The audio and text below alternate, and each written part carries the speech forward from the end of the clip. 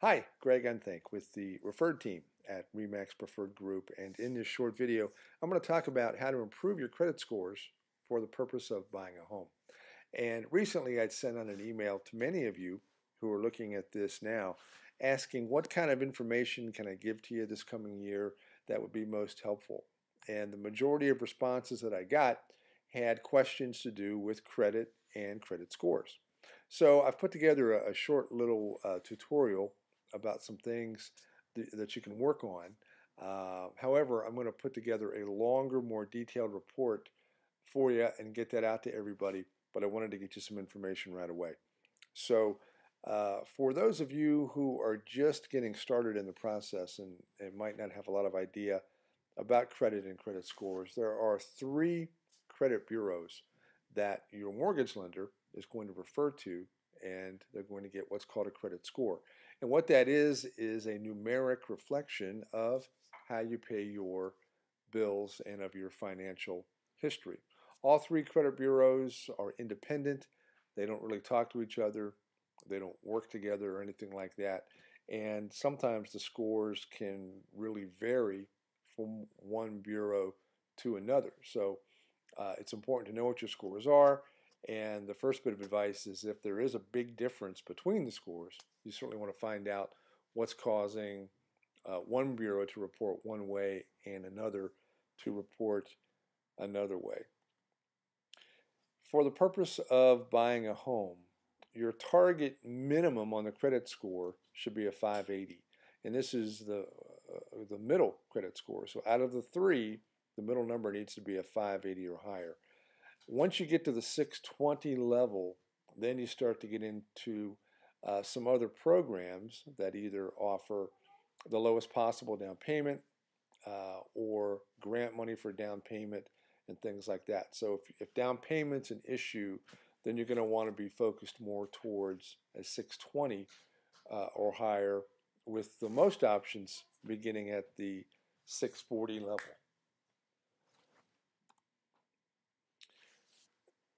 As far as improving your scores, there are several things that you can do, and we'll talk about them now.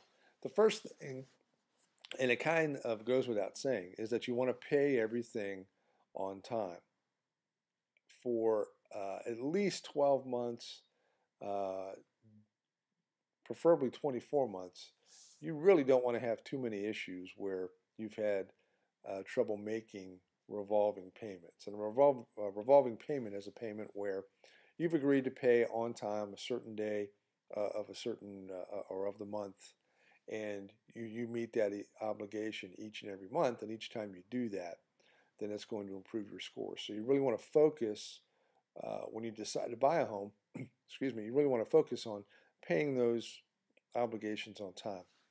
The second is you want to look at your report, and if you do have any collections, especially if they're older collections, no matter how small, all that stuff contributes to weighing down those credit scores. So find out what those collections are, contact that person who made the claim, maybe settle with them, and try to get those removed off of your report. Judgments are another thing. If you have any certified judgments against you, lenders will want those paid off. So if you've had a car repossession or something from an old eviction or something like that, you want to make sure that you get those taken care of and off of your report. Number one, it'll help your score. Number two, the bank's going to make you do that anyway when you go to get a mortgage. Now, when you do start paying things off, it's important that you keep those trade lines open for the most part. Now, if you've got 10 or 12 accounts that you've zeroed out, paying off some of those is fine. But you don't want to pay them all off, because that doesn't help your score as much as paying them. You can pay them down to zero, but don't cancel the account. Keep that account open, because it's proof that you're responsible with credit and that you can have open accounts that you're not having issues with. The credit bureaus like to see those. You also want to keep a combination of different types of accounts. So if you have a car payment, then you want to mix that up maybe with a credit card and some other things, so that the accounts are varied, and you've got different kinds of things on there. The credit bureaus like to see that as well. Unfortunately, if you're a little bit farther down the road in life, if you're older and you've had credit longer, the credit bureaus also like that. So if you're a little bit older getting into this, maybe you've, because of lifestyle or traveling or whatever, you've just not bought a home while you were in your 20s or 30s. So maybe mid 30s, early 40s, you buy a property. You're going to be ahead of the game there because you're older and you've had longer, more established credit periods, and the credit bureaus they like that because, again, it just shows consistency and just a longer time where you've been making payments.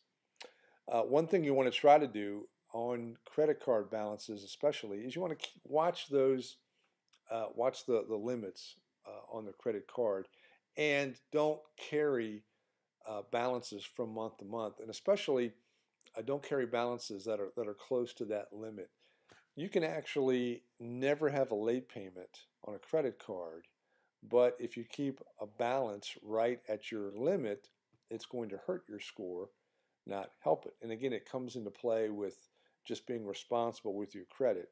If the credit bureau sees that you're carrying money from one month to the next and you're maxing out your accounts, even if you're making the minimum payment, it's not showing as much responsibility with that credit. So a good rule of thumb is you want to keep those credit balances a third of what that limit is if you do have to carry them over.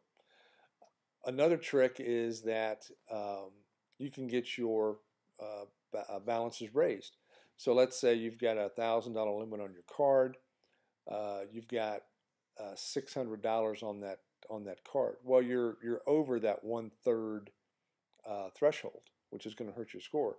So one thing you can do, rather than pay the 600 down to 200, try to get your limit raised, and you can get your credit card limit raised to say 2,500, and now your 600 falls right in line with that 1/3. Not foolproof, but something that has definitely worked in the past. Another thing that you want to do is you want to get help from your lender. All the people on our lending team really know how to roll up their sleeves and help clients with all of this. A lot of lenders that you go to that are not in our group, they're looking for what I call the low-hanging fruit, and those are the 720, 740, 800 credit score buyers that they can very easily, without a whole lot of effort, provide financing for. So you want to find a lender that A, has the desire to help you, and B, has the programs that are geared towards what you're looking to do, which usually is to buy your first home. So, and most importantly, that lender can help you work your way through this process even while you're trying to get your score up. You don't want to necessarily have to wait until you think your score is high enough before you start working with our team. You want to work with them farther upstream because they'll speed up that process where you can get financed. So instead of it taking a year, it might just take a few months because they know exactly what to do, how to do it, which accounts to pay off, which accounts not to worry about. So that's important. If you have any questions about this, you're welcome to give me a call directly.